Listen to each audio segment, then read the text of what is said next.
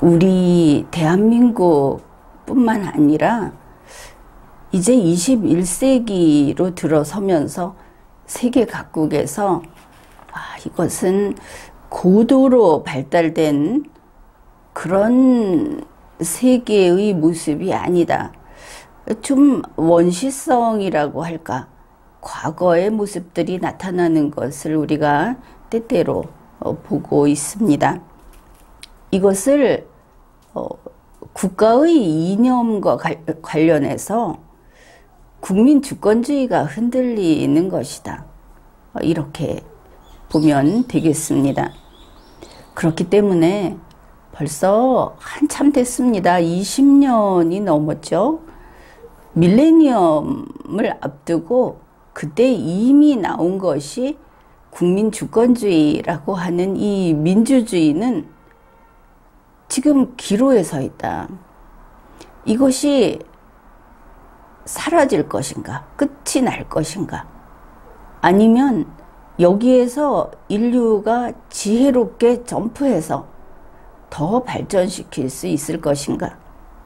여기에 대해서 미래학자들은 상당히 비관적으로 이야기를 했습니다. 왜냐하면 우리 대한민국도 선진국, 좀 억지로 말해서 선진국의 끄트머리에 속하는 국가 아닙니까?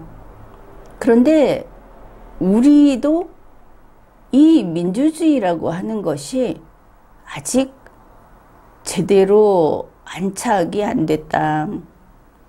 그게 이 정치인들이 카르텔을 만들었다 하는 데서 그냥 단번에 증명이 돼 버리는 겁니다. 그러니 전 세계의 세계도 역시 이렇게 피라미드 형태로 돼 있지 않겠습니까? 우리가 경제적인 것이기는 하지만 그래도 상위 한 20개국 이렇게 잡으면 거기에 들어가는 국가인데 우리조차 이렇게 민주주의가 안착이 안 되고 정치인들의 부패, 정치인들의 권력욕, 이런 것이 국가의 기본을 흔들어대는 수준이다. 이러면 나머지 국가들은 어떻겠습니까?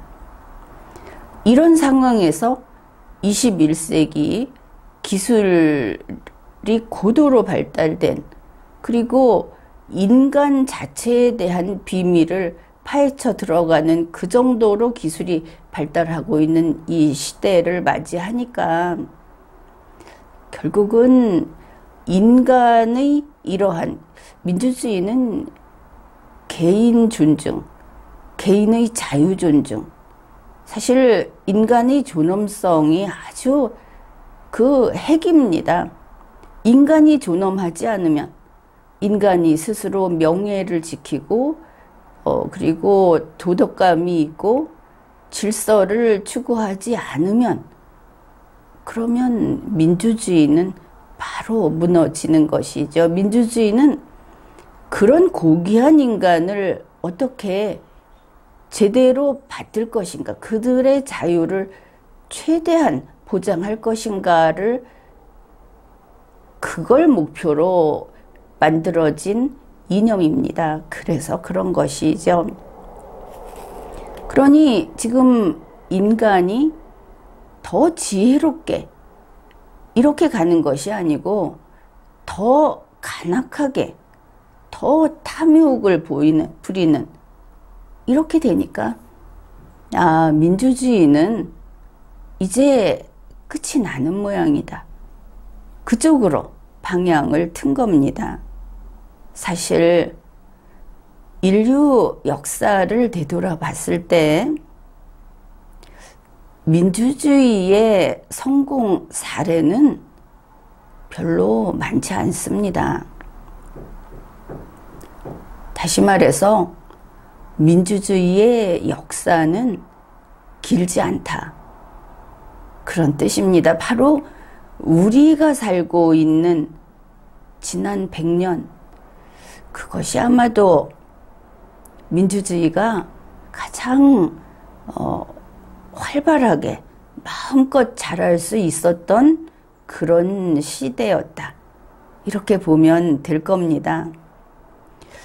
그런데 민주주의가 끝이 난다. 그래, 그러면은 끝이 나면 할 수 없지. 이렇게 할 수 있는 문제가 아닌 겁니다. 여러분, 민주주의가 끝이 난다는 게 무슨 뜻이겠습니까? 간단히 말해서 다시 계급제로 간다. 인간에게 점수를, 인간 자체에 대해서 등급표를 매길 수 있게 된다. 이게 계급제입니다. 그러면 등급을 매기게 되면 그걸 또 어떻게 볼 수 있느냐? 그때는 약육 강식의 시대, 이렇게 돌아가는 것이죠. 능력이 뛰어나서 강자가 되는 게 아니고 강자는 따로 정해져 있는 겁니다. 강자가 아닌 자들은 내가 더 현명하고 내가 더 두뇌 능력이 좋은데 이런 거 필요 없는 겁니다. 강자가 아니면 다 약자인 것이죠. 그러면 누가 강자와 약자를 정하는가? 그것은 강자가 정합니다. 그런데 우리 국민 다수가 강자는 아니죠. 이렇게 되면 우리가 강자라고 모인 자들이 우리 국민 다수에게 약자라고 이렇게 라벨을 붙여버리는 겁니다. 그렇기 때문에 학자들이 또 선진국에서 이 21세기에 인류가 더 현명해지고 이 지구에서 살 수 있도록 더 노력하지 않으면 우선 민주주의가 무너진다 하는 이 민주주의의 종언이라고 하는 이것은 대단히 엄중한 경고인 것입니다. 다시 말해서 이것은 전 인류에게 경종을 울리는 것이죠. 민주주의 종언은 안 된다.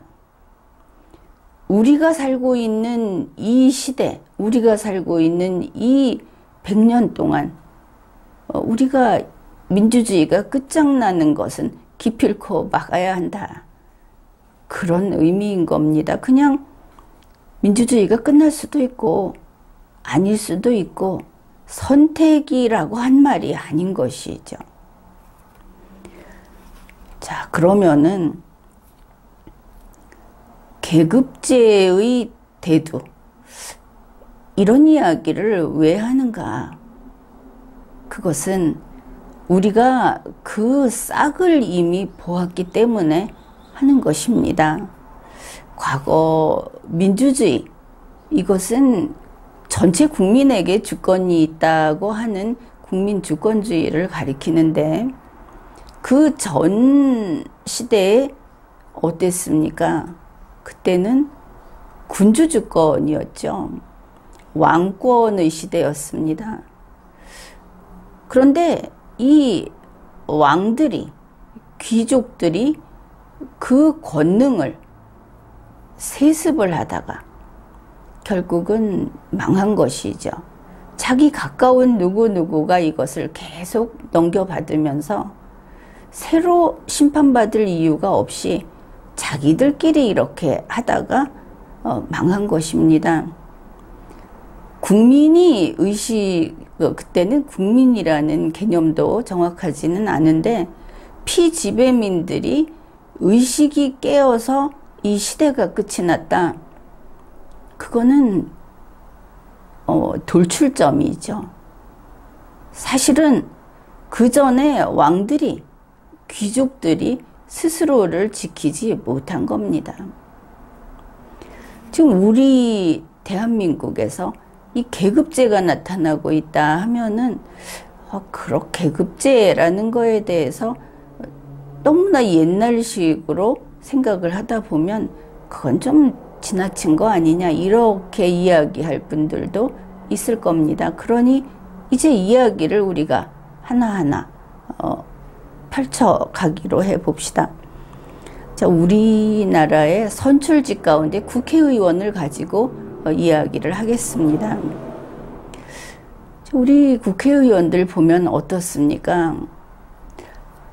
초선 의원은 햇병아리 취급을 하면서 항상 그 다소곳하게 어디 나서면 뒤에 누군가의 앞잡이가 돼서 어느 힘있는 중진 의원의 파리채로서 등장을 하지 않습니까? 그게 무슨 뜻이냐?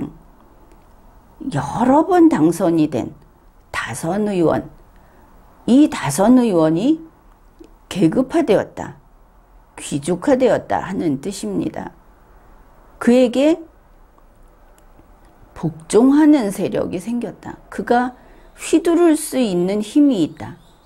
이것이 계급화, 귀족화인 겁니다. 이렇게 되면 어떻게 된다고 했습니까? 망한다고 했죠. 혹시 국회의원 초선보다는 여러 번 한 그런 사람들이 더 능력이 그만큼 개발이 되고 또 원래 본인의 능력도 그만큼 더 컸기 때문에 다선 의원이 된 것인가?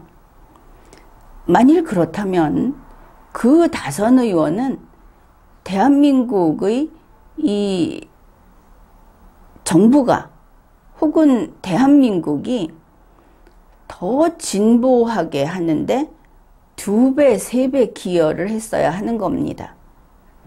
분명히 그가 초선일 때보다 재선됐을 때 그만큼 더 국가에 기여를 했어야 하는 것이죠. 그런데 그렇지 않았습니다. 다선 의원이 가령 생산자, 국민의 일꾼이니까 생산자라고 했을 때 생산을 2배, 3배 한 것이 아닙니다. 그러니 더 유능하지도 더 효율적이지도 않으면서 더 권한을 많이 가지고 있더라. 스스로 가지고 있고 자기네 패거리가 그것을 용납하더라. 이게 바로 법치가 깨어진 것입니다. 민주주의를 파괴하면서 자기 세력화를 한 것이죠. 그러면은 이 국회의원만 우리가 보자고 했을 때 계급화, 귀족화, 과거의 왕들처럼 정말 그런가? 이거는 맞는 것 같죠? 지금 보면 국회의원 자리를 물려받았다. 이런 소리 나옵니다.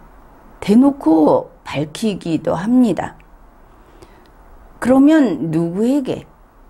지금 국회라든지 이 정치인 카르텔에서 하는 이야기 보면 이 사람은 누구의 손자고 이 사람은 누구의 아들이고 그러니 처음부터 어느 지위 이상에는 올려놔야 되고 이런 이야기를 하고 이런 이야기가 언론에 나왔습니다.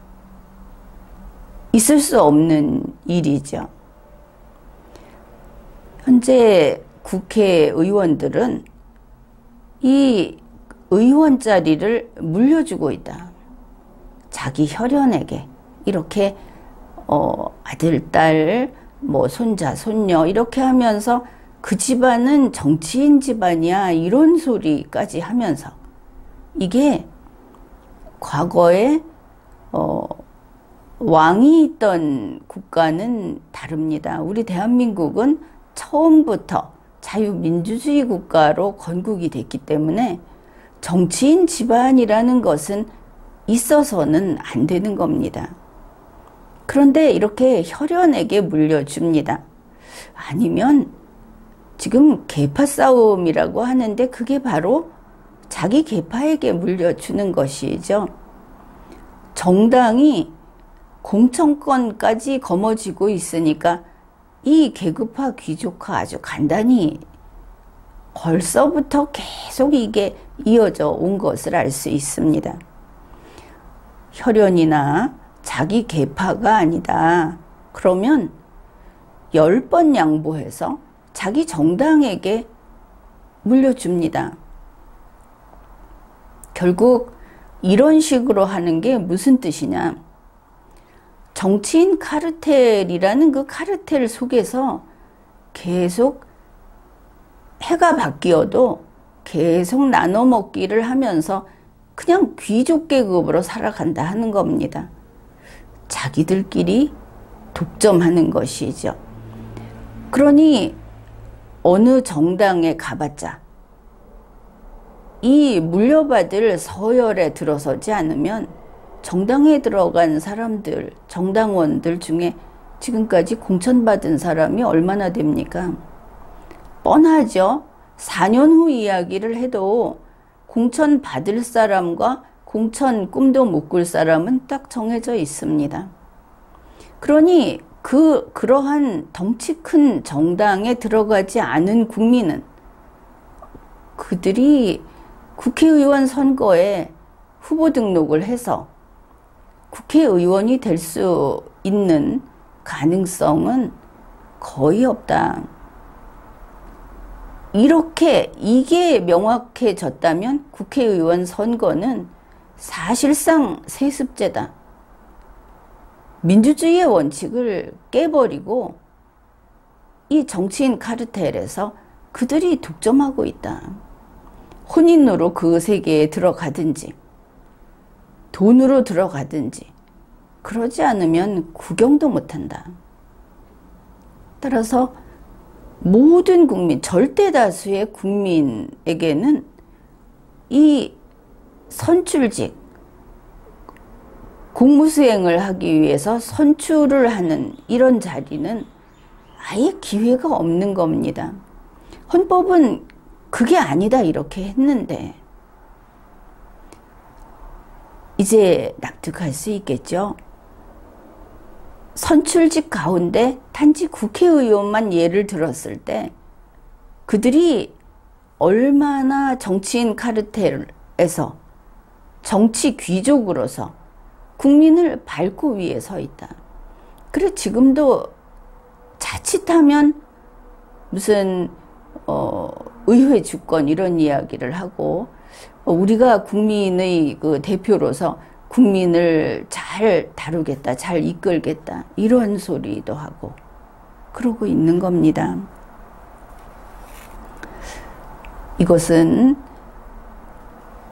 자유민주주의 국가로서 건국한 대한민국의 건국 목적에 반하는 것이고 대한민국의 헌법에 위반되는 것입니다.